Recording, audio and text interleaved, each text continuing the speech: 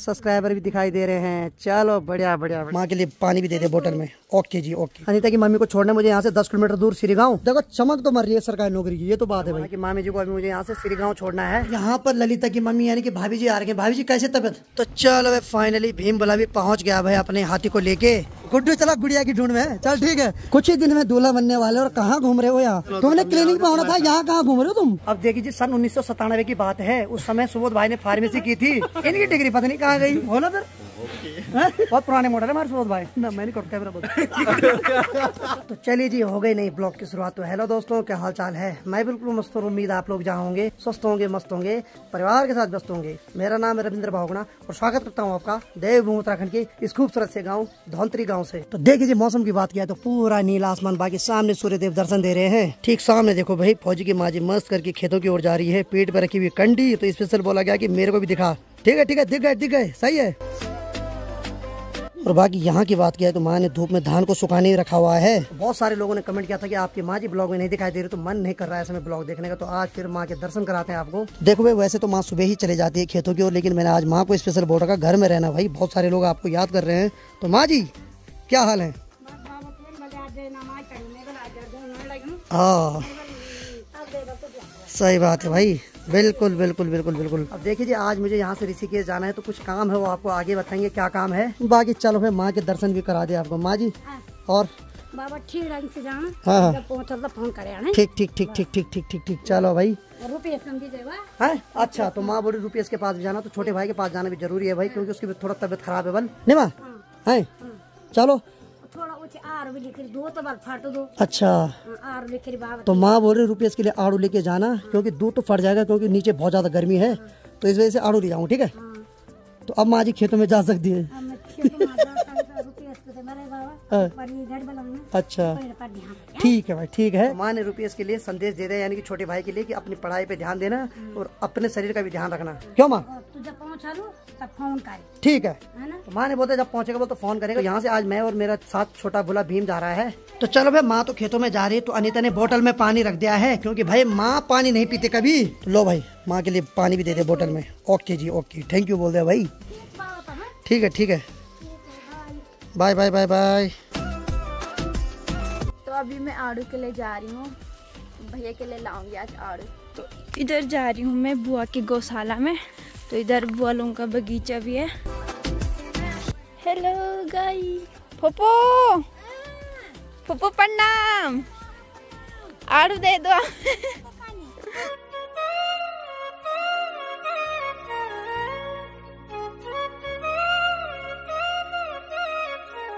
तो यहाँ है बुआ लोगों का बगीचा। अगर किसी को लेना है बुआ के घर पे आए हो, बुआ से ले ले, है ना बुआ? हाँ बाबू घर पे आओ वाले।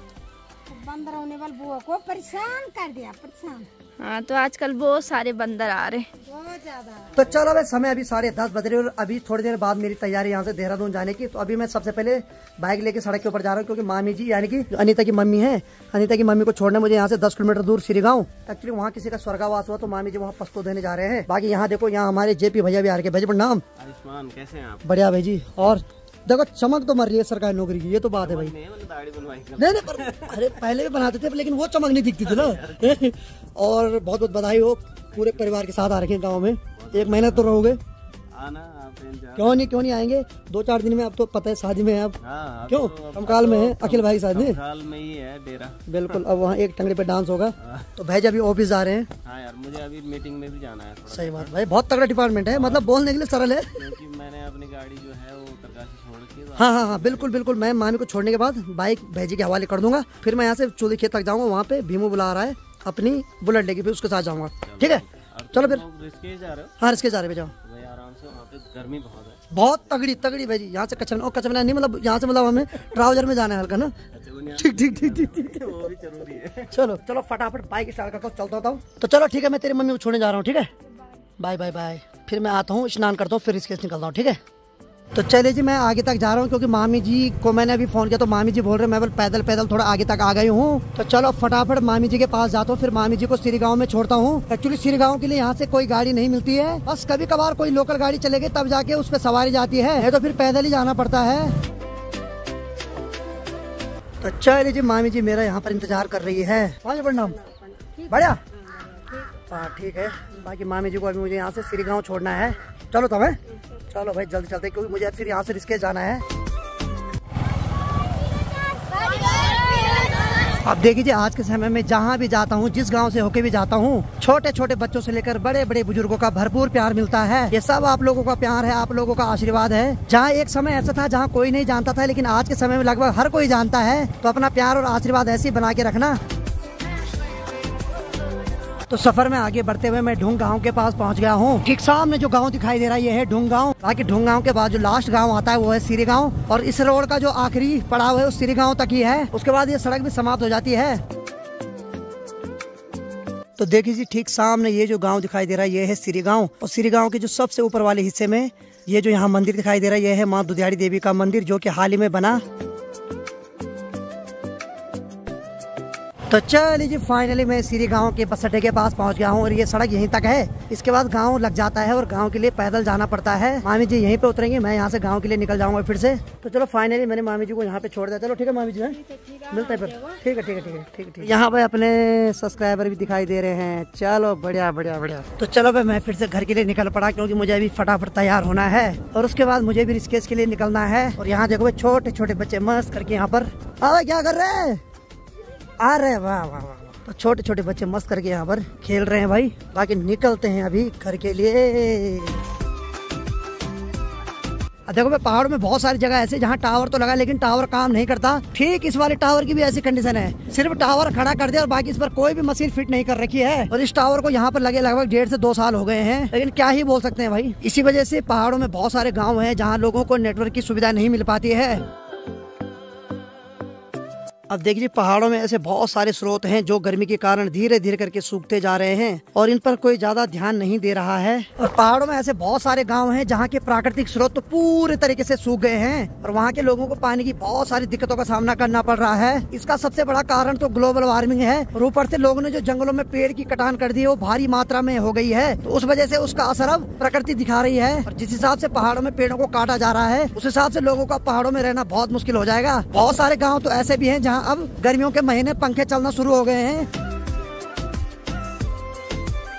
तो चलो मैं मामी जी को छोड़ने के बाद मैं सीधे आ गया हूँ उद्यान विभाग में, क्योंकि अब बाइक भेजे के हवाले करनी है। स्वागत है आपका उद्यान विभाग में। बहुत बहुत धन्यवाद भैया, आप तो स्वागत होता रहेगा अपने विभाग में। अच्छे कृषक भी है साथ में। सही बात है पता है। बिल्कुल बिल्कुल। और आपने अप्लाई किया है पॉली हाउस के लिए आपने। ठीक ठीक ठीक है भाई साहब, ठीक है यार, याद इतना रखना तो और क्या करता हूँ। वो लगवाना भी। ठीक है भाई ठीक है, कोई दिक्कत नहीं। चलो चलते हैं अभी। ठीक है चलो भाई साहब, धन्यवाद। और आप आराम से जाइए और जल्दी आइए। कब आओगे? परसों। परसों। तो चलो भाई जी और दूसरे भाई साहब दोनों जा रहे हैं यहाँ से नएपड़ गाँव के लिए पॉली हाउस की जमीन का नापन करने। हाँ चलो ठीक है भाई, ठीक है, नापो ढंग से नापो। ठीक है भाई जी, ठीक है भाई जाओ। ठीक है ठीक है। बाकी मैं भी निकल पड़ा यहाँ से घर, जल्दी जल्दी स्नान करता हूँ फिर निकलता हूँ यहाँ से ऋषिकेश के लिए। देखिए समय बहुत ज्यादा हो गया है और लगभग 12 बजने वाली है भाई, आज तो लेट में ही पहुँचेंगे वहाँ। तो समय अभी दिन की 12:30 बज रहे हो। फाइनली मैं नहा धो के एकदम तैयार हो गया हूँ। बाकी थोड़ी देर में यहाँ से निकलने वाला हूँ, क्योंकि भीम बुला का फोन आया कि भैया मैं तैयार होता हूँ। मैं भी तब जैसे निकलूंगा मैं आपको कॉल कर दूंगा। बाकी माँ ने सुबह जो धान को धूप में सुखाने के लिए रखा हुआ है तो वो भी अच्छे ढंग से सूख रहा है। अब देखिए कल तो मौसम सुबह से ही बादलों से पैक हो रखा था, लेकिन आज देखो भाई चड़कदार धूप लगी हुई है। अभी 5 मिनट पहले मैंने ठंडे पानी से स्नान किया, उसके बाद फिर से पसीना होने लग गई है। बाकी चले भाई अंदर चले। तो यहाँ पर ललिता की मम्मी यानी कि भाभी जी आ रही है। भाभी जी कैसे तबियत? भाभी जी की तबीयत भी खराब है क्योंकि शुगर के पेशेंट हैं और आजकल भाभी जी अकेले घर में, अमन तो ऋषिकेश में है और भैया कल चले गए। हाँ भैया भी कल हिमाचल चले गए और ललित तो भाई उसकी तो शादी हो गई। चलो कोई नहीं, जो भी दिक्कत होती है आया करो, ठीक है। मैं हूँ अकेला लड़का गाँव में जो भी हेल्प चाहिए होती बता दिया करो मेरे को, ठीक। तो चलो भाई दिन की 12:45 बज रही। फाइनली मेरी तैयारी हो गई यहाँ से ऋषिकेश जाने की। बाकी चलो अंतर ठीक है, फिर मिलते हैं बहुत जल्द है। ठीक है भाभी जी, मिलते हैं। ठीक है ठीक है, चलो भाई ठीक है फिर। हाँ 1-2 दिन में मिलते हैं अभी। ठीक है ठीक है ठीक है। तो चलो भाई आज का ये जो सफर है लगभग 150 किलोमीटर का होने वाला है। अब देखिए जब से डोबरा चाटी पुल बना है तब से हम किसी भी टाइम यहाँ से ऋषिकेश के लिए निकल सकते हैं। पहले क्या होता था जब वो पुल नहीं था तो उस समय हमें सुबह यहाँ से निकलना पड़ता था, तब जाके शाम को ऋषिकेश पहुँचते थे। तो पुल बनने से बहुत फायदा हो गया भाई। अब देखिए कहाँ इन पहाड़ों में ठंडी ठंडी हवाएं चल रही है। कहाँ मुझे अब 2-3 दिन तक वहाँ की गर्मी फेस करनी पड़ेगी। तो शहरों में जितने भी लोग पहाड़ों से बसे हुए हैं उनकी आजकल जब बच्चों की छुट्टी पड़ रही तो हर कोई आजकल पहाड़ों की ओर आ रहा है। तो चलिए जी निकल पड़ा मैं यहाँ से अपने सफर के लिए। और बाकी मुझे यहाँ से अभी 500 किलोमीटर आगे चूली खेत के पास एक जगह पे जाना है। वहाँ से उडरी के लिए एक सड़क जाती है तो भीमबुला वहीं पर मेरा इंतजार कर रहा है। बाकी ये जो बाइक है ये भीमबुला के गाँव में एक छोटा भाई है उसकी बाइक है तो ये बाइक उसको देनी। और बाकी मैं और भीमबुला की बुलेट लेके चल लेंगे सीधे ऋषिकेश के लिए। बाकी यहाँ तो ठंडी ठंडी हवाएं चल रही लेकिन भाई शहरों में जाते ही गर्मी से बेहाल होने वाले हैं।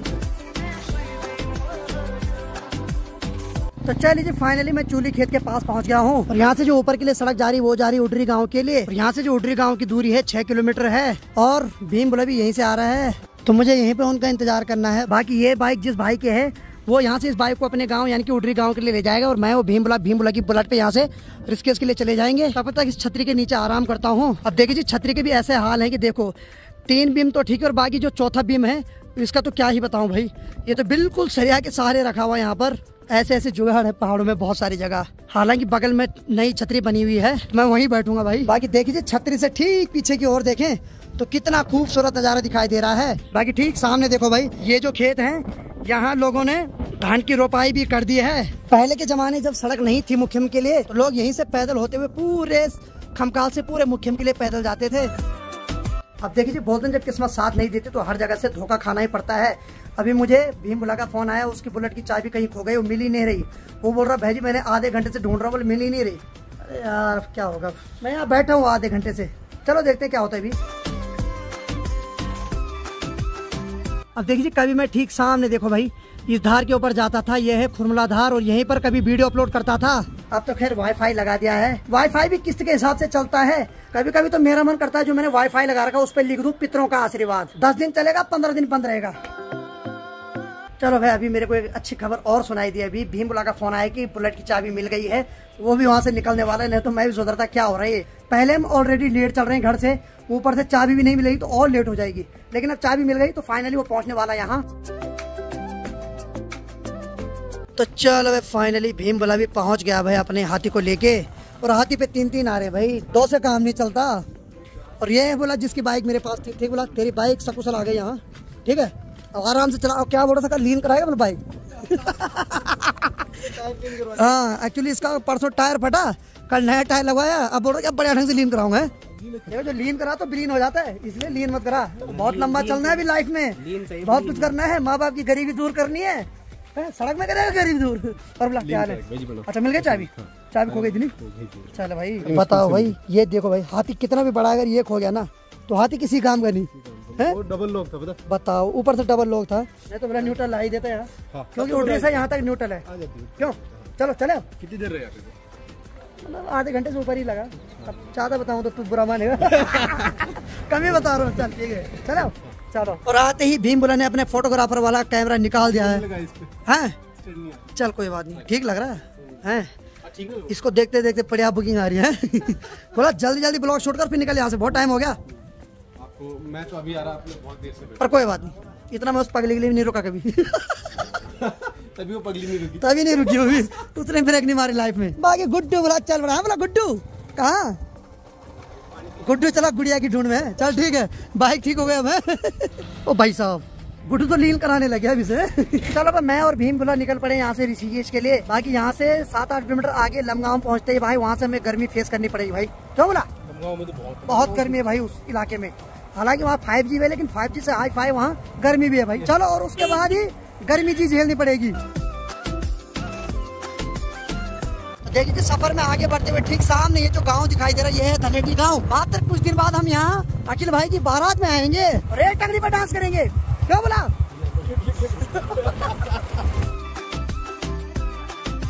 चलो सफर में आगे बढ़ते हुए हम अपने गांव से 15 किलोमीटर आगे लमगांव में पहुंच गए हैं। और जैसे ही लमगांव पहुंचे तो भाई साहब गर्मी ने ना अपना डबल रूप ले लिया है।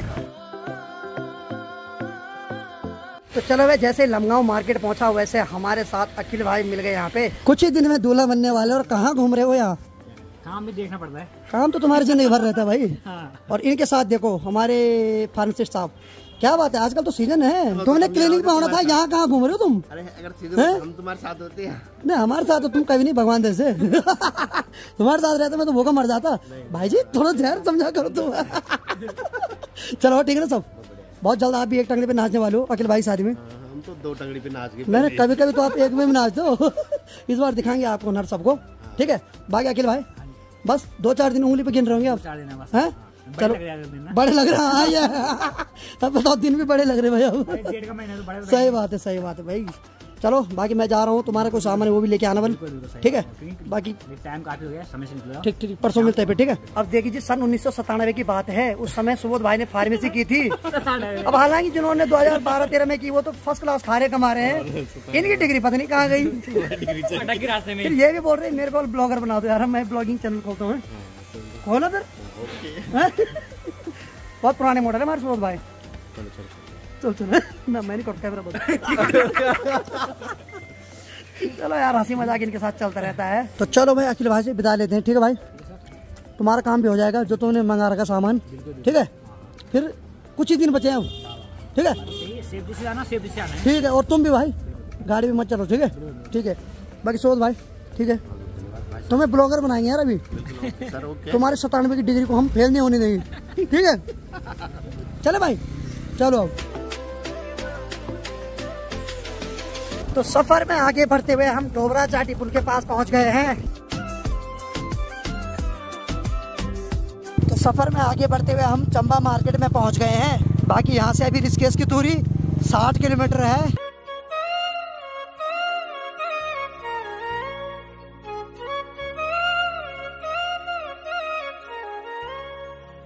तो चलिए जी फाइनली हम ऋषिकेश में पहुंच गए और बाकी भद्रकाली के पास से बहुत भयंकर जाम लगा हुआ है और ऊपर से अब बूंदाबांदी भी होने लग गई है।